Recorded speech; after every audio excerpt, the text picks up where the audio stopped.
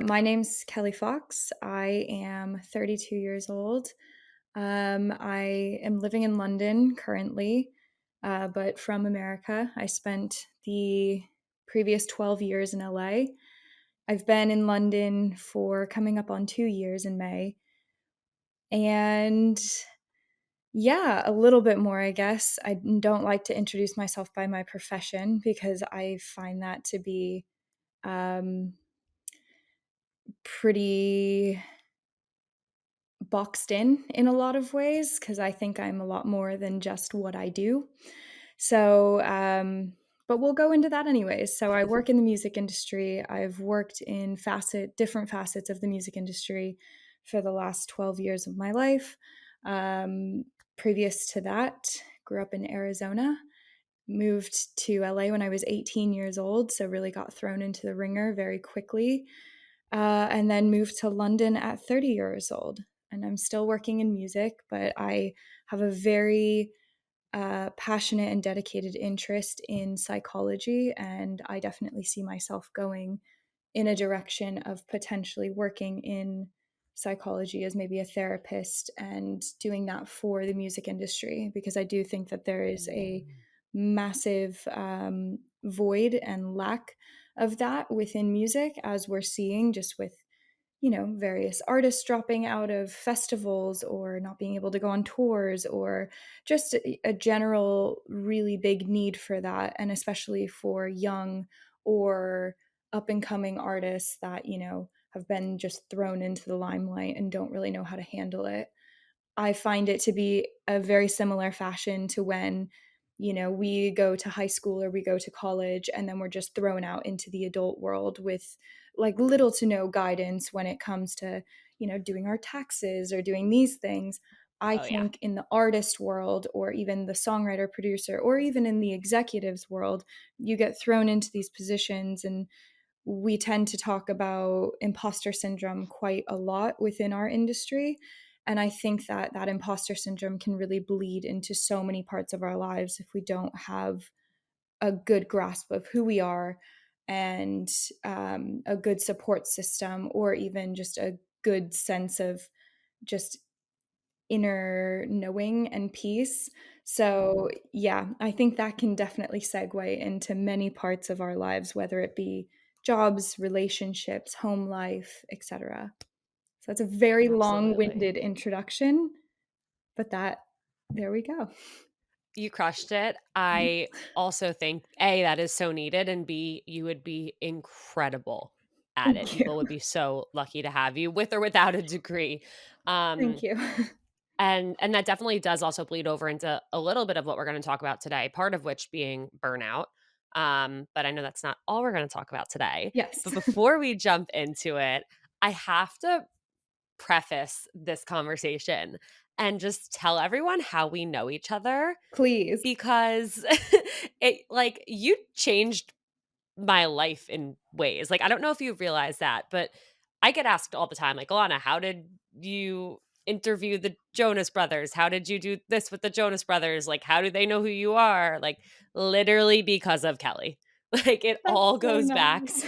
to Kelley and 21, 22, 23, 24, 25-year-old Alana idolized Kelley. So it is really cool and full circle that you're here today, that we both have grown up a bit and that we're having this really impactful conversation. So thank you so much for being here.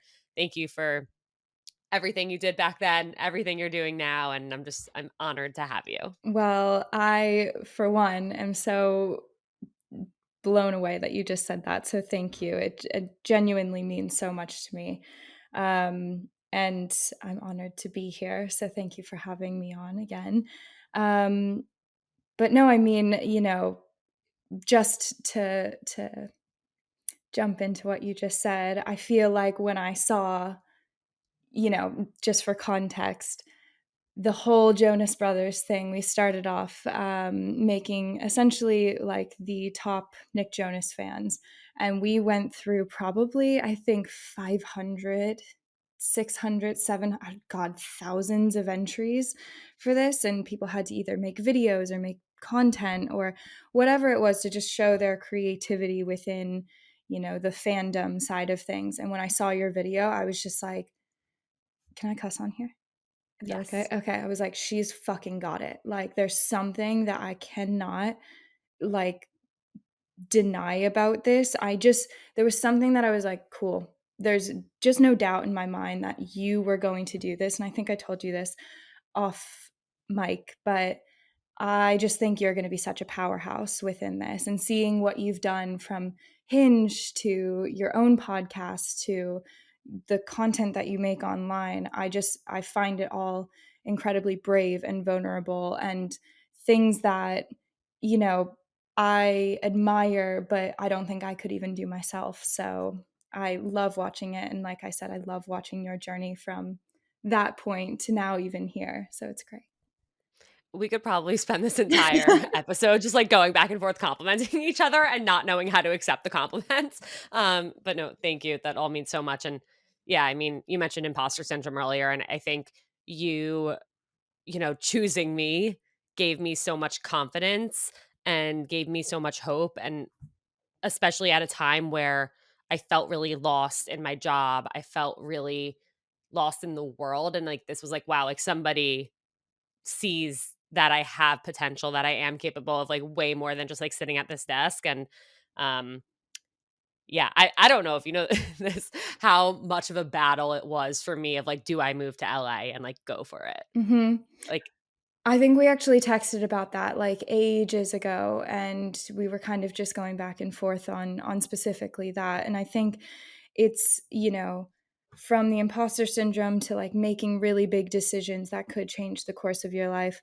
I do think there's one mantra that I've always really gone by, and I think it's always just helped me keep this sense of inner peace, is that any decision that you make is going to be the correct decision. And I know that sounds so like meta and whatever, but I fully, wholeheartedly believe it, because whatever decision you're going to make will have a domino and butterfly effect for whatever is going to come into your life. And you're never going to know, based off of the decision that you make, maybe the other opposite side of what will come from that timeline. So you have nothing really to compare it to. So in your head, you're just kind of overthinking this. Well, I mean, if I move, what if this happens? And what if this happens? And genuinely, no one can give you that answer. And I think, personally, for me, as someone who's lived in, multiple areas, worked in multiple parts of the music industry, there's a big practice of getting to know yourself, but that takes so much work and so much sort of inner healing, because I think from, childhood, we've learned to either put on masks to help ourselves be more included in things, or to be seen by the right people, or to fit into different places. So once we get to, our 20s, where we're making all these huge life decisions, you have essentially either had people tell you what to do up until these points or guide you in those right directions. And having guidance isn't a bad thing by any means, but you're going to be influenced from this, that, or the other thing. And I think getting to know oneself is one of the most lifelong journeys that you can go on, as we're evolving and changing as people. But I think at the end of the day, even with like your move or staying in New York or moving to LA or whatever those things are, you are genuinely the only person who can answer that. It can't be a boyfriend, it can't be a spouse, it can't be your friends. And, it's great to go to friends for advice, but at the end of the day, they're not going to be the ones living in that timeline with, they'll be your friends still, but you're the one who has to live with every single choice that you make. So let's just hope you know yourself well enough that if I make this choice, I am going to hold myself accountable for it and really try and see it the best way I can through. yeah, no, I love every single thing you just said, and I think that's such an amazing mantra of, like, whatever choice you make, it will be the right choice, and in that, that's why it's so important to make decisions for yourself, because otherwise you can blame everyone else. But if you make a decision, you're also committing to yourself, like, I'm going to go for this. I'm going to try this. I'm going to give it my all. I'm going to really settle into whatever this is, whether it's a relationship or a breakup or a move or a career change. It's on you. And that's why it's so important to know yourself enough to make those decisions and trust that it's gonna be okay. Yeah, absolutely. I think there's someone, so I encourage every woman and man, not just women, but every woman who is feeling either like lost in their 20s or feeling like they're coming into a period of just a lot of like inner turmoil or whatever. Read Untamed by Glennon Doyle. I promise you it will give you a sense of like, oh my God, I need to take ownership over my life.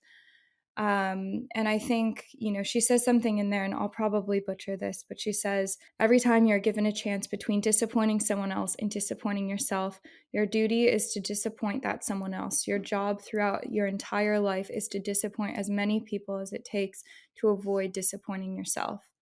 And I will say with Damn. caveat, that needs a bit of context. If you do read Untamed, you'll understand the context behind it.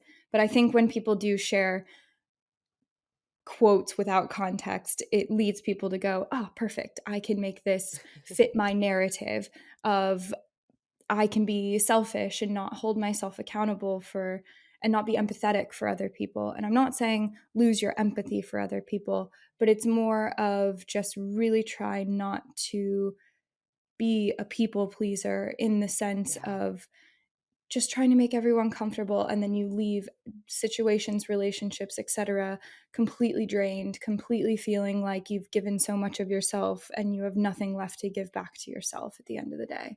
So I think with Yeah. context, it's one of the most amazing quotes. I think without context, people can take it as like a, yeah, I can do whatever I want, and it doesn't hold them accountable. So, you Totally. know, I it, mean, I know I definitely struggle with people pleasing. And I think someone asked me today if I'm going to this event tomorrow, and I was so proud of my response. I said, "Nope, I'm in my saying no era now, and I'm not going to things because I feel like I have to, or I feel like someone else wants me to. Like I don't want to go, so I'm not going." And even just doing something as simple as that, not going to something I don't want to go, has been so hard for me. So I'm really proud that it seems so little, but to me, it's really big. I mean, that's a huge it's a huge thing to be able to say no to people and Yeah. to be able to say no to if it's an event, especially for work, if you feel like, "Oh, well, this could benefit my career," to say Yeah. no to that, or even if it's one step forward, but if it's at the detriment of you, then I think it's a really brave decision to make. And, Yeah. it's interesting though, because I'm such a believer in like I have a tattoo of it's it's numerology and it's for balance, and I'm a big believer in balance in life, because as much as saying no is so powerful, saying yes can also be just as powerful, and maybe pushing yourself, because there's also context to, if you're saying no for the sake of staying in your comfort zone might also not necessarily be the best place for you to be living, because your comfort zone could also be filled with different caveats, let's just say. So, say you're so used to people pleasing and, leaving yourself feeling incredibly drained at the end of, say, at a relationship, that's your comfort zone. So, saying yes to trying something new, and that's going to be really fucking uncomfortable for you for a bit, you're getting out of your comfort zone, and you're going to help like rewire your brain to like learn a different pattern. So I do think, again, even with saying no being powerful, saying yes to, okay, I'm going to try something new because this isn't my norm, is also Mhm. incredibly powerful too. So it's just, I think life is truly the if you want to go into it, like the real root of it is just finding balance in whatever it is that you're doing, whether it's a job, whether it's relationships. And I think that's also a really good bridge into figuring out what your limit is with burnout, and Yeah. how burnout can really, really mess up so many parts of your life. And it can help you, or I'm sorry, it can lead to you making decisions based off of a feeling of lack, or based off of a feeling of, well, I have no energy, and so I just need to do this thing because it's the only thing that I can do. Or I need to like doom scroll because it's the only thing my brain can feel like it can focus on right now.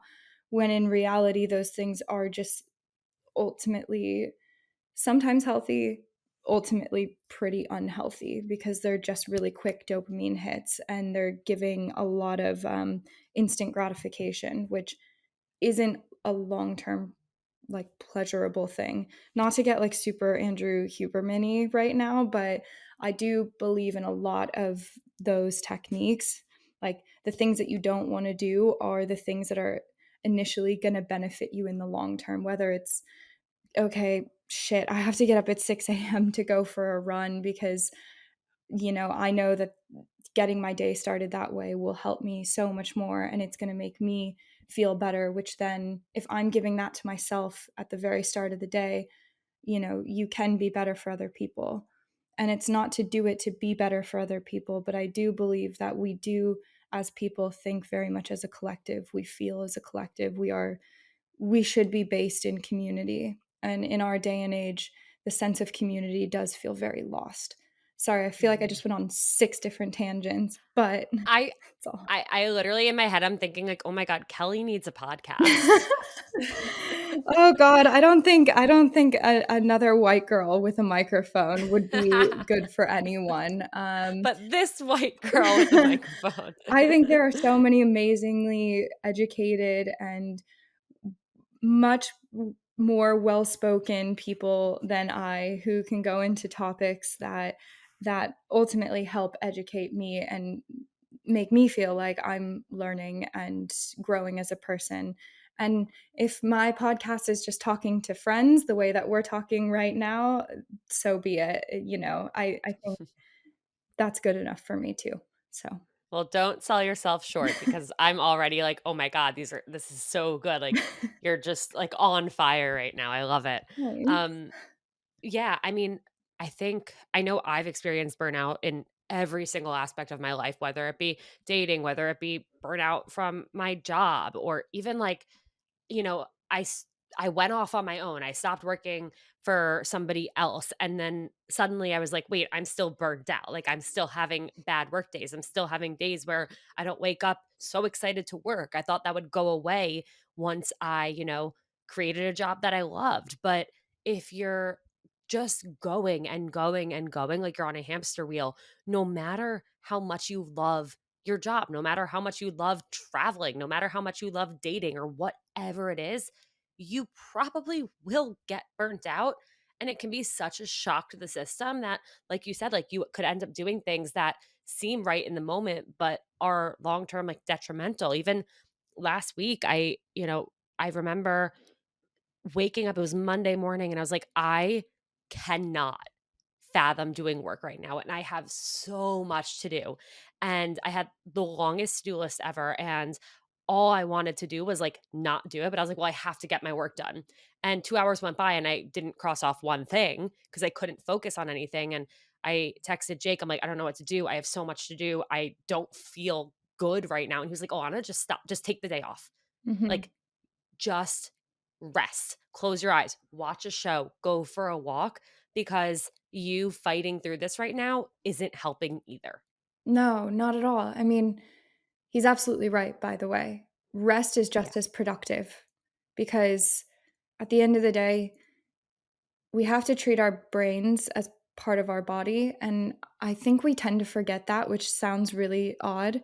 But if you put so much pressure on, let's say, your knee, you just ran a marathon and your knees are just hurting.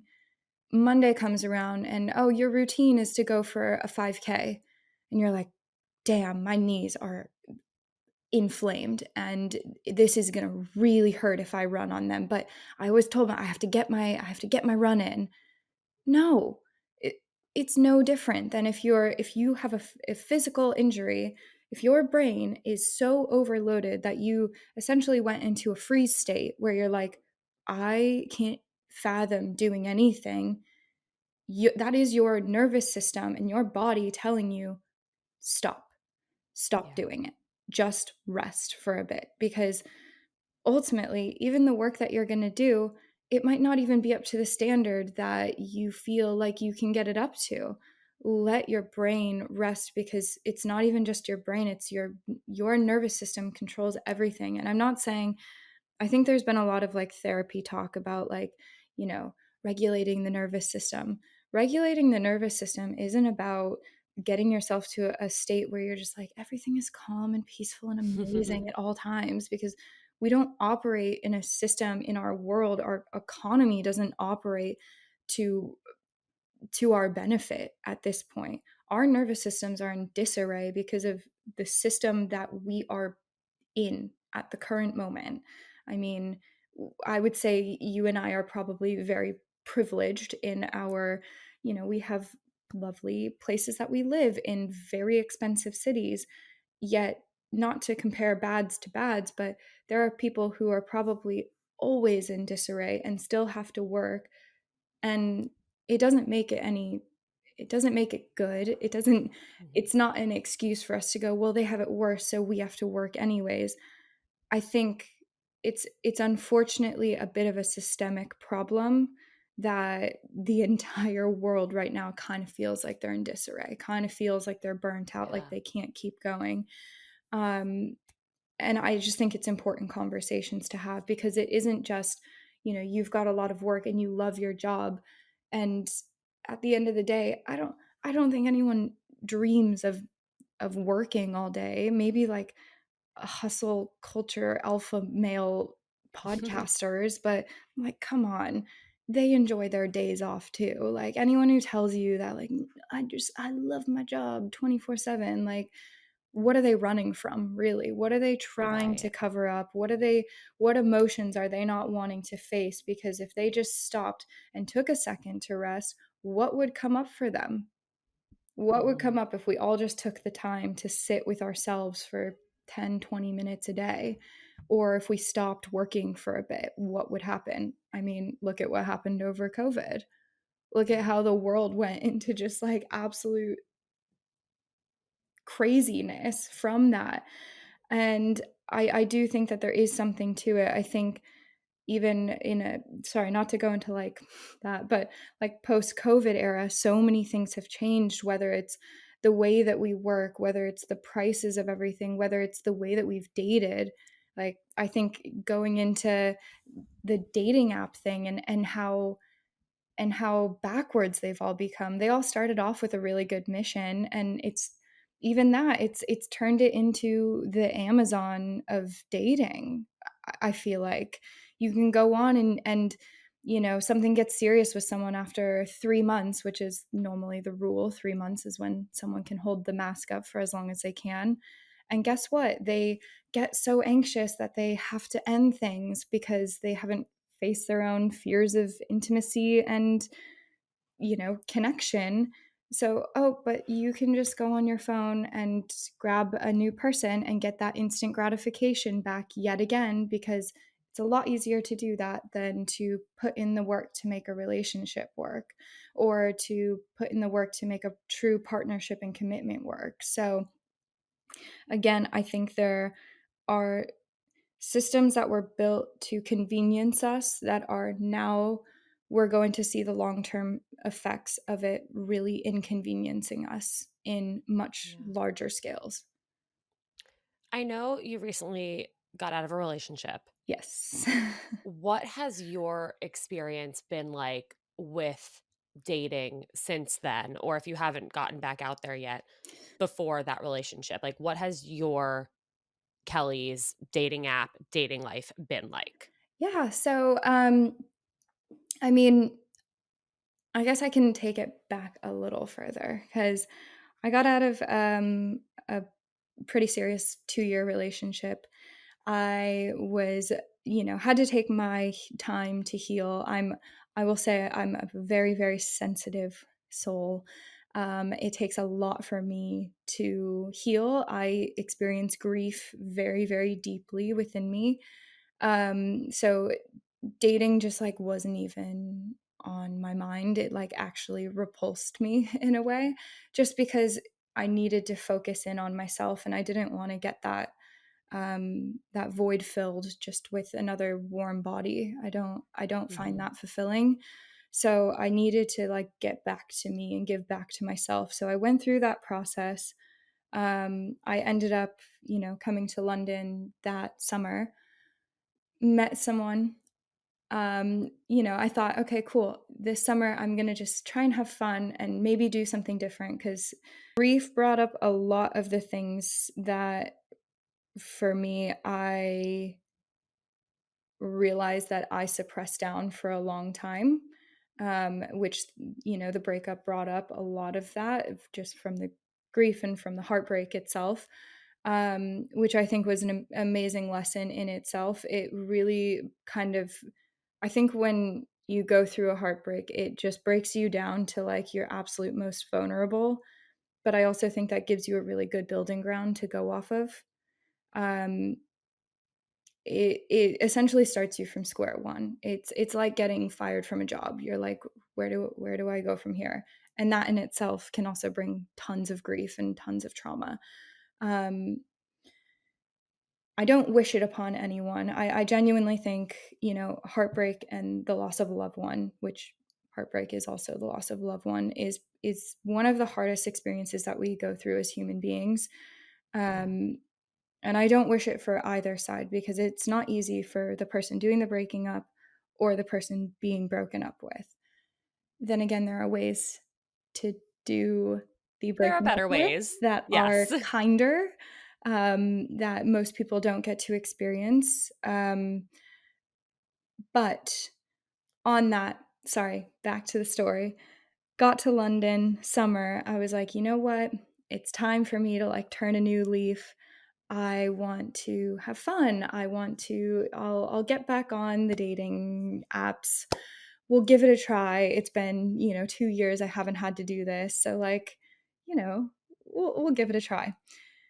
Met someone. It was a very, burn fast, burn bright, burnout situation. Mhm. I will say meeting someone who you feel like, oh my God, this is like the person is probably going to be the most unhealthy thing that you get into. I'm, not trying to put a blanket statement over things, but I think the thing that makes you feel like so alive is also just again your nervous system reacting to like previous and past trauma, and it's probably igniting something in you that maybe isn't the healthiest. And so with this person, I think it was a very equal playing field. I think we brought that out of one another. We both had very similar traumas growing up, just with our parents' childhood dynamics, etc. And I think when you have those two things together, of course, it creates a huge spark. And it was great. And the chemistry was there and it was amazing. And we were like head over heels until we weren't. And then it was like breakup yet again.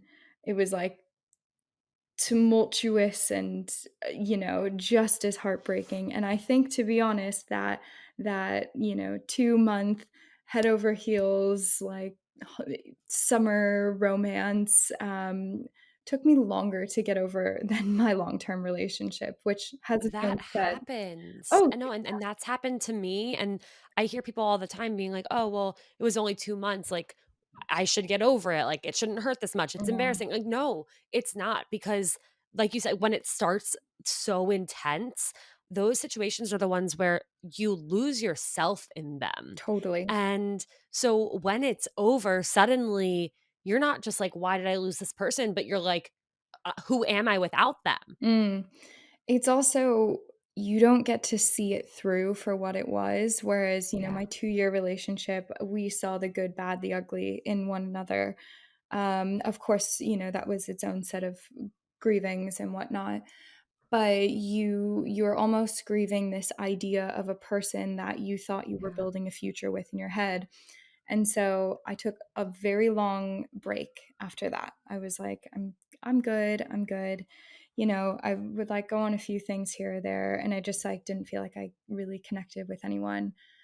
I ended up meeting somebody, so let's fast forward like a year. I ended up meeting someone. I went on I went on actually to delete my profile because I had like gotten a screenshot from someone and I was like, "Oh, I'm not on these. Like I need to go in and delete it." So I went on Hinge to delete my profile and of course, that's when you see that one person who comes up. So, met this guy this year.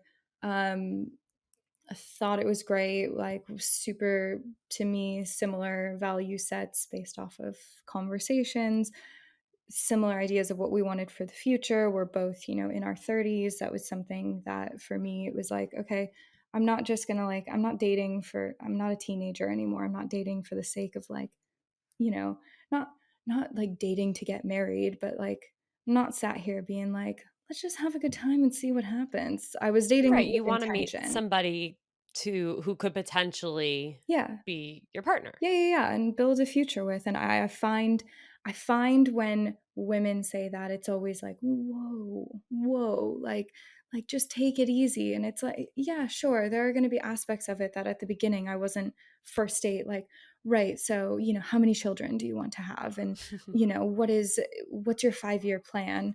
Of course, we had so much fun in the beginning, and it was great. Up until then, I think going back into this experience, I think I was a lot more equipped to have a lot stronger of boundaries, to say I didn't want to rush, because that was what the last thing taught me. I brought a lot of these lessons, and just for context, after the 2 month burn bright, burn fast, burn out, I got myself back into therapy again. And I will say I can contribute my huge amount of healing and inner self work to my therapist. And I didn't go to normal talk therapy, I did CBT, which for me was very effective. And I think for anyone who's sort of like goal oriented and I guess, wants to kind of see things through. Certain people love psychotherapy, asking why, trying to figure out the root. My therapist, I had said to him, "Look, I've read every book you're going to tell me to read. I've done the meditation, the journaling, I'm exercising, I'm doing everything that some therapists will just say, you should read The Body Keeps Score, and you should read Attached." Great.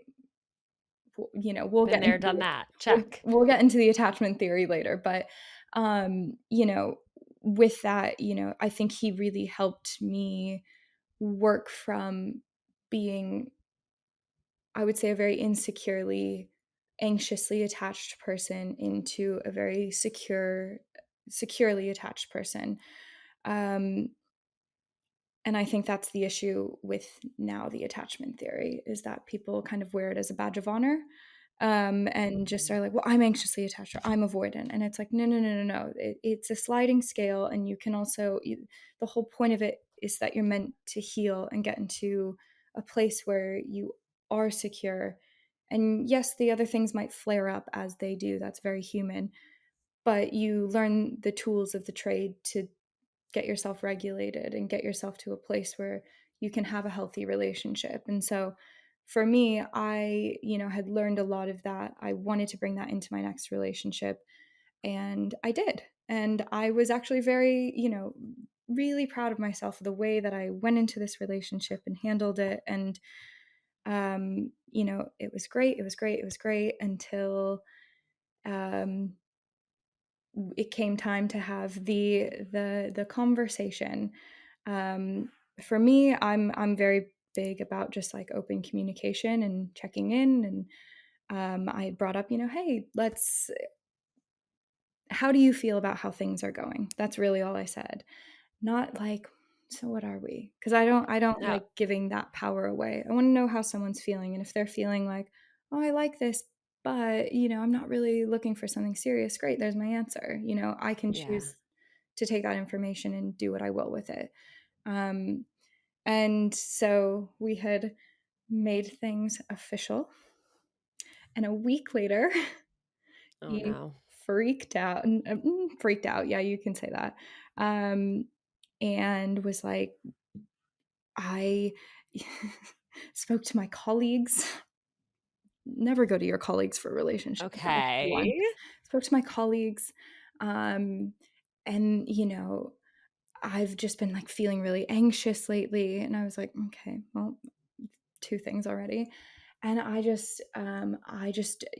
you asked me how I was feeling last week, and you asked me if I was happy, and I said I was, and I don't think I am. And I was like, whoa, Whoa. what? Okay. So, Did you have any indication prior to him saying this? Like, was there anything that would have made you think he's not happy? um, no, up until the night before, and this is where I say when you get to know yourself, you really get to start to trusting your intuition, and I had a sinking feeling, and I didn't know what it was, and Oof. I said it to him. I said, "I'm not feeling good. I'm gonna," and I would never like put it on him. I would never say like, "You're making me really anxious." I would say, "Hey, I'm gonna take the time to go sit, go inward, see what comes up for me." And I did that. And, what I said to him was, look, I need to get more comfortable with knowing if there's something wrong, that you will communicate that with me. And that's on me for allowing that to make me anxious. And he was like, yeah, yeah, no, of course. And blah, blah, blah. We had a really good talk. Didn't even think anything of it. We had plans the next day, the whole thing. And yeah, came over and kind of like dropped that bomb on me. And I was just like, oh, wow, okay.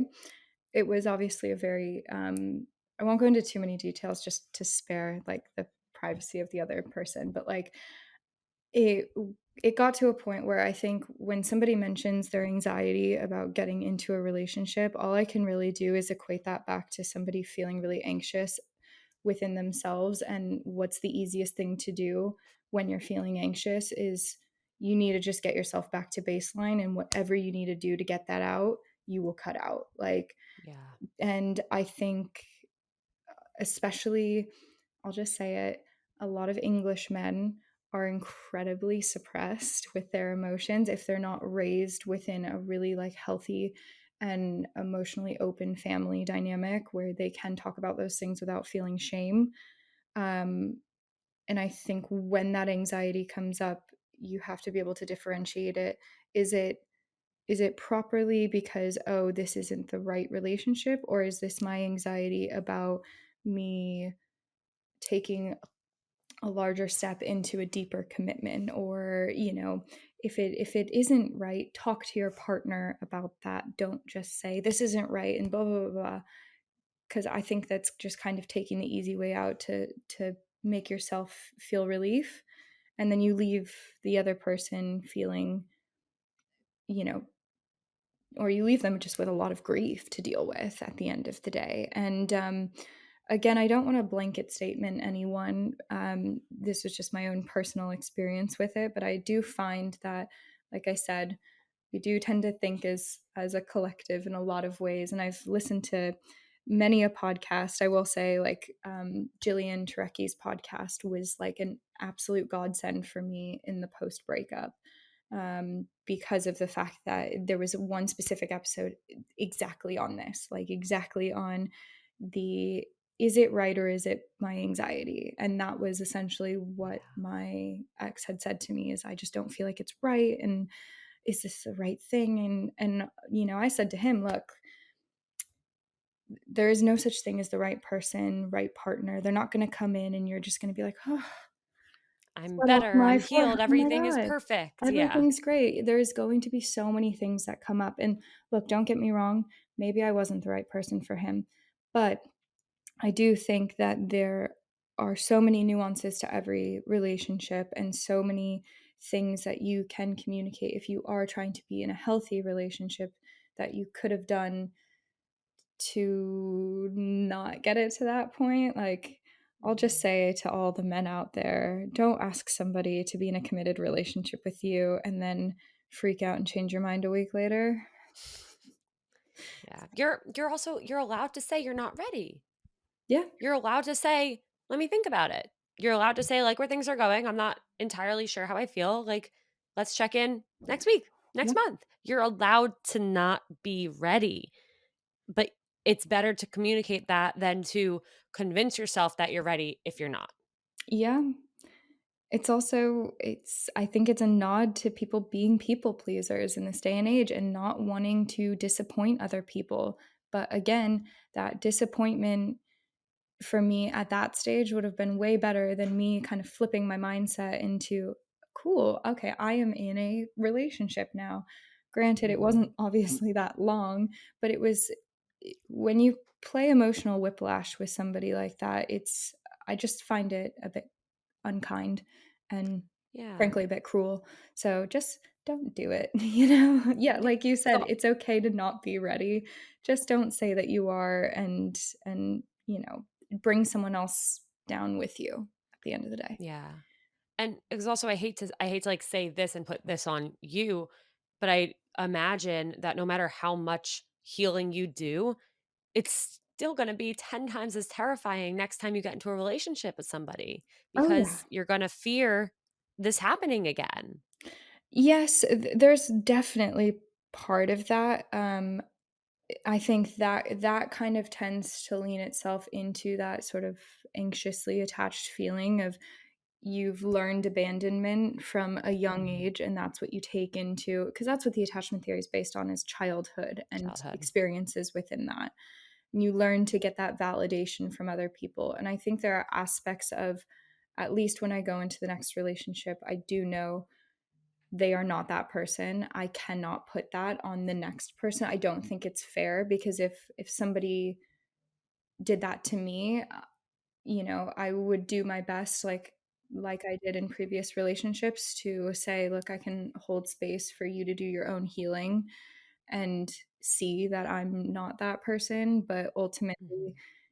if you've already made up your mind about who I am before you even know who I truly am, then I can't really change that at that stage. That's gonna be something that you just have to trust people. I think that's really all you can do. If you go into a new situation already having your barriers up, Yeah. um, then you're ultimately doing yourself a disservice. I'm not saying be naive. I'm not saying not take the lessons in from what you've done, but take the lessons as a sign of strength versus a sign of um, completely building your walls around yourself because then you won't allow the right kind of love in. And ultimately, the more and more relationships that you're in, you sort of like lessen the pool, like you're weeding out all of the bad stuff and the stronger boundaries you have, the kinder you are to yourself and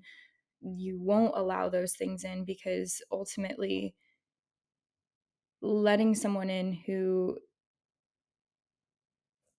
I guess crosses a lot of those boundaries or values that you have is doing a disservice to yourself in a lot of ways. Absolutely. And I think the biggest thing that I did actually after the breakup, which was incredibly helpful despite all of that, it was also a week before Christmas. Oh, There's like no. a running joke that I'm like a rom com character at this point because my last two breakups have been Christmas Eve and a week before Christmas. So, You're the opposite of a Netflix rom-com, oh yeah, I like a know. Netflix holiday rom-com. You're the opposite. Yeah. So, like you said, the trust of the relationship, that's a little bit different of, like, somebody doing it. I more now have it around the holiday season, which is Yeah, oh. sad. Um, but post the breakup, I actually, I don't know why, but my, like, 3rd day of the breakup, I had this, like, weird moment of just, like, no grief, no nothing, and I was like, "Why do I feel nothing right now?" And I was like, "You know what? I'm gonna take it." So I took that bit of numbness and I wrote down the most, like, logical things that I could do for myself to get myself through the day, and it was like my checklist 101, which I will say, as weird as the timing was around Christmas, it is the time when like our industry shuts down. So it gave me a lot of time to sit and process. I didn't have to just go right back into work and pretend like I'm not dealing with feeling heartbroken. But Right. it was like a very simple list. It was like get up and go walk, get into a workout class 4 times a week. Um, like don't sit alone with your anxious thoughts because they are truly not your friends. Like your inner critic right now, as much as it does a job to protect you. Sometimes it's not doing you a good service right now. Don't let yourself spiral. Ask yourself, where is the evidence for those thoughts? And your brain is not thinking rationally when you're going through a breakup. Like you are offline. There's no logic coming in. um, Meditate. I will say, I did like a 30-minute meditation every morning, even if I really didn't want to. Wow. Again, one of those things that just really helped every morning. um, Breath work when I felt like I was getting too overwhelmed, that was a huge one. I love to bake, so I gave myself a challenge of like baking something completely new and mastering it. um, Reading a book. If you want to go self-help route, go for it. For me, I needed to do fiction because it was something that took me away from just the continuous, like, I need to heal. Because even healing too much and doing that, it can be too much. You can be burnt out literally from healing. Yeah. Totally. And then I would say the biggest one for me, and I will say that I'm sure everyone has said it, but no contact is like the godsend. It's the way to go. And one of my best friends, I texted her when this happened, and she was like, "Look, Kelley, do what I didn't do." And she said it in a great way. She was just like, "The best thing you can do after a breakup is just shut the fuck up." And I was like, "Okay, cool." Coming from her, it was not like an offensive thing. She was like, "Whatever you're going to say isn't going to change the situation. It's not going to make him come back. It's not going to make you feel any better." She was like, "Literally every time you want to text, just tell yourself to shut the fuck up. And it will save you so much heartache down the line." I was like, "Fair enough." So, with that, I actually, because I'm a very like goal orientated person, I set myself, go no contact for 10 days, then 20, and then 30. And then at all of those different milestones, I gave myself, whether it was like a reward of some kind. So, it was buying myself like a new bath bomb because that's something Mhm. that makes me feel really good. Or um, I really had wanted this like mixer for my kitchen to bake with. That was one of my rewards for like 30 days. And then the other one was like, order yourself sushi for 60 days. And so there were just little things that I could like hold on to and aim for. And I think when you're doing that, it kind of gives your mind something to focus on as sort of a goal that's giving back to yourself rather than, oh, I need to talk to this person to fill my day. And, I know it's hard because we're so connected in this day and age, but feel so disconnected in real life. But truly, your friends are there for you. As much as people say, like, don't trauma dump on your friends are there for you through breakups. They're meant to be there for you because you're there for them. Lean on your community and your support system. And if you have a great family system, I know a lot of people don't. And I want to be empathetic to that. And I know a lot of people don't have huge friendship systems, but like lean into whatever community that you can find that is healthy. Um, I say that with an asterisk, An asterisk. healthy, because you don't wanna, like, go down, like, the Reddit incel spiral, because Yeah. that's a community in itself, but what you can find in that. For me, like, I have all of this written down, and it was something that I referred back to, like, a task in my day, and then I had like reminders in there. So little quotes that I would like see on Instagram or TikTok or, that kind of thing. And I had them all in this one note. And then I wrote down also the things that I've done since you've been gone, which has given me a really Ooh. like positive affirmations within myself. So whether it's like I joined a run club, that was like such a great thing for me because it brought back a social aspect into my life while also the health aspect. And I like made homemade granola that I'd always wanted to make, which sounds so like small and stupid, but um I bought myself a bike. I like paid a lot of money to my credit card that was, going to be used for a trip that we were going to go on. So there were certain things that, as much as you have lost with heartbreak, when you're doing these things, you are gaining so much. But I think writing things down and looking at them every day, it's similar to like a manifestation or a affirmation. You have to remind yourself and tell your brain you're doing this because you will forget. Like your brain loves to hold on to all the bad shit um, about yourself. It'll remember everything good about the relationship. And then all of, you're like, oh, I'm the worst, or you'll take it on yourself. But remember the good things that you're doing for you, and it just does something. Like it switches something in your brain of like, oh my god, look at how much I'm doing. Like even if it's Yeah. something really small, like I unfollowed that person on Instagram.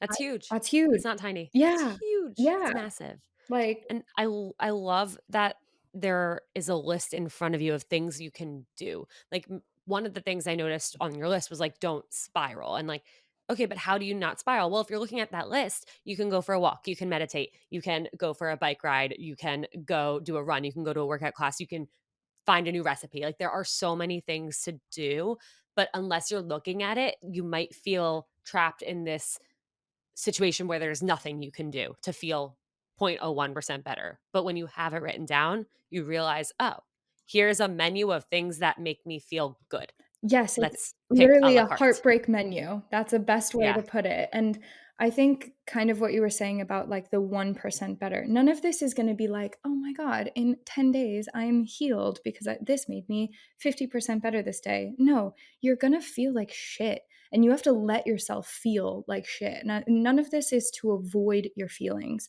It's right. just to go, "Okay, we're gonna break up the feelings these days. We're gonna let ourselves feel like shit for, like, 3 hours, then maybe we'll go to a workout class. And guess what? Your brain naturally is going to help get those endorphins up, and you're going to feel even 5% better. And if you just Yeah, feel 5% better and then the next day you start over at zero, okay, that's okay. yeah. Like you're gonna feel that way until one day you're like, "Oh, I'm actually at like 10% today." So that 5% compounds and then it just builds up over time. And I promise it helps. Like I this is probably the healthiest I've healed from any sort of breakup in my life, and I think it's just because of this little like breaking case of emergency glass. So, That's incredible, and thank you so much for sharing it with everyone. I'm so excited. I have people in my mind who I want to send this to right now because I know that they need it, and I think about this often. Like one of the coolest moments of a breakup is when you have this little epiphany of, "Oh my god, I didn't think about them for an hour." oh yeah. It's Oh yeah. so cool. Yeah. It's so magical. And then you might cry 5 minutes later, but then you later that day, or it might take another week to have it again, Totally. you'll do something and you'll realize, "Oh my god, I was just happy for a little while," or I wasn't sad." Yeah, Like, it's so cool. And seeing that happen more frequently and for longer periods, like, it's something to hold on to. absolutely. And I think there's absolutely no shame in, "Oh my god, I didn't think about them," and then the not thinking about them makes you think about them, and then you're crying That's again. okay. That's That makes fine too. sense. Yeah, oh my god. I think there's so much shame surrounding breakups that I feel like people, will just like harbor inside, and I think the shame aspect is probably one of the hardest things to get through. It's the Yeah. grief and the shame, sort of like this really bad conglomerate of like inner turmoil feelings, but there is absolutely no shame in feeling whatever it is you're feeling. And I think people need to understand that and like really remember it, because I don't understand why we've attached shame to emotions in this day and age. Like, there's absolutely nothing wrong. There's nothing wrong with being a human being. We're literally designed Right. this way for a reason. To suppress that will literally make us into jack in the boxes where we're just suppressing and suppressing and suppressing. And up at the most inopportune moment of your life, Yep. I promise you all that shit's going to come back up. Like, Yeah. it's And the reality is, like, there's nobody that's immune from heartbreak. It's one of the few things that we all have in common. Like, we all have or will get our hearts broken, whether it's from, like you mentioned before, like the end of a relationship or the loss of a loved one. Like, mm, we all will feel like our life is ending because in one way or another we are losing somebody. So why do we feel so much shame around it? And we all feel so alone in it, but it's literally the most human thing that we experience. So don't be afraid to talk to people in your life. Like you said, talk to somebody about it. And if you realize that there's somebody in your life, whether it's a friend, a parent, a coworker, whoever it is, that's making you feel worse about it, you don't have to talk to them about it. yeah. You And can find someone else. you can also probably remember that, like, that person who is trying to make you feel some sort of way is just projecting their own, Yeah. fear and insecurity around vulnerability, because it's the reason why when you're crying and people say, "Don't cry, don't cry, don't cry," it's because your crying makes them uncomfortable, when in reality, Yeah. cry as much as you need to cry. And I think hold on to the friends who hold that space for you to go through whatever you need to go through. But then there's also the balance of hold on to the friends who go, I'm going to hold that space for you. And guess what? In an hour from now, I'm dragging you out of here. We're just going to go for a walk. It's not, Yeah. I'm not a big tough love person, but I am a bit of a like, okay, we're going to take Yeah. one step further today. And I think those are the types of people that you really want in your life. And I can tell you there's loads of different personalities of friends who I will say, like, the friends are the ones who healed me through this breakup, probably more than anything, myself included, because I consider myself a friend.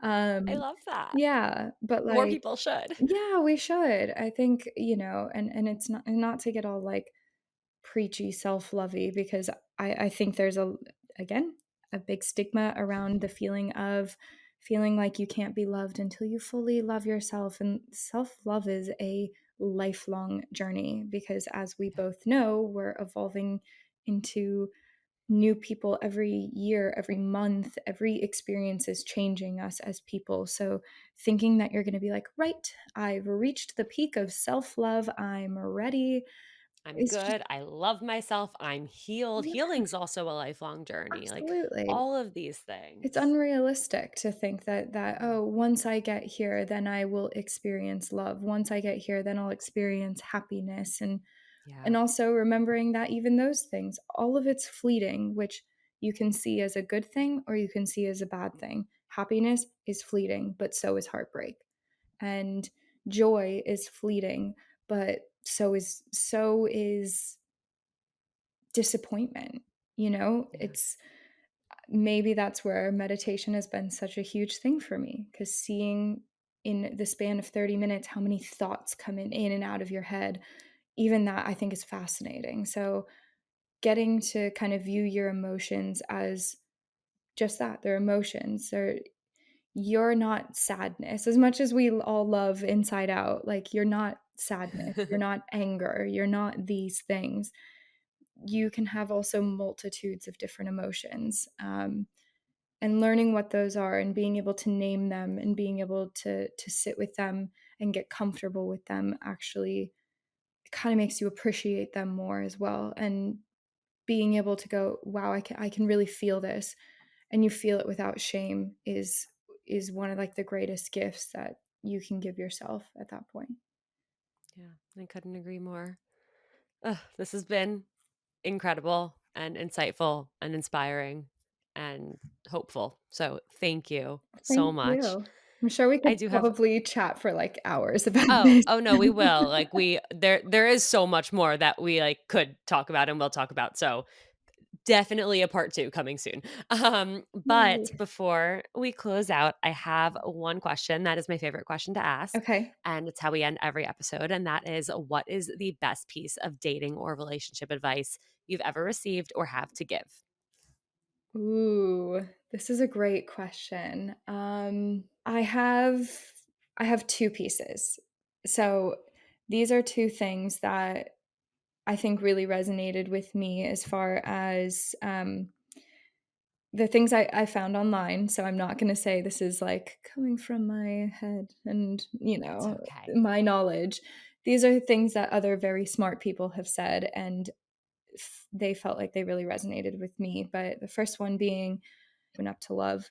Your job is to take care of yourself by choosing people who take care of you, people who already know how much they value caring and who make time for you instead of making excuses as to why they can't. That's a big one. That's a piece of dating advice, I guess I would say. Um, Damn. yes, yeah. And the second one, and this is from Yes, Dr. Leah absolutely. It's Katz. one that I needed to She hear a very says, long time if you ago. don't feel emotionally safe with someone, it's going to be hard and probably not in your best interest to let your guard down and be your most authentic self. In this case, your authenticity is expressed in your boundaries, and not everyone gets access to you. And I will say the other biggest thing that I can recommend as far as anything dating, and I know I mentioned her earlier, I but love that. if you can take the time to listen to Jillian Turecki's podcast as well, I would say if you could ever get her as a guest, it would be incredible. I just find her to be so insightful. She's full of wisdom. She's been doing this for so long. She's been a somatic Yeah. coach, and all of her episodes for me about, the chaser and the runner and the anxious and avoidant dynamics and all of these things that she's just observed by talking to people, for me, have been really, really helpful as far as hearing situations that are completely outside of myself, but I can fully relate to, and just note things here and there. Or I've had, podcast episodes that I've shared with friends that I thought were really, really great. So I will say lean on your resources as well whilst you're dating. Don't take every piece of advice as Bible, but definitely take it with a grain of salt, what resonates the best with you, and apply it in what you feel is best. Mhm. But again, I think everyone should be holding themselves accountable in every which way, especially during the dating process. And ultimately, just don't be nice to people, be kind to people. And there's a very big difference between those two things. So, thanks. I think you're incredible. So that's great. Absolutely. Sure. If they, I mean, Kelley, I'm not you're a very incredible. active This was Instagram amazing. user. Just Do you wanna be for the found? sake Do you wanna of, tell people where they can find you? I guess, having a really interesting relationship with social media post one of my jobs. Um, but I'm at Kelley Fox, but it's Kelly with an EY at the end, and people tend to mess that up. Mhm. Um, I would say that's probably kind of my only like social media site that I have. I just use TikTok for fun. So nothing outside of that. But that's me. Thank you for having me. Love it.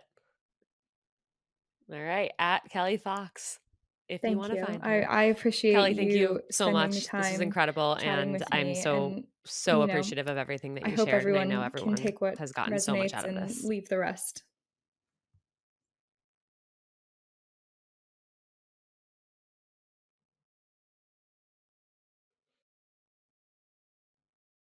Absolutely.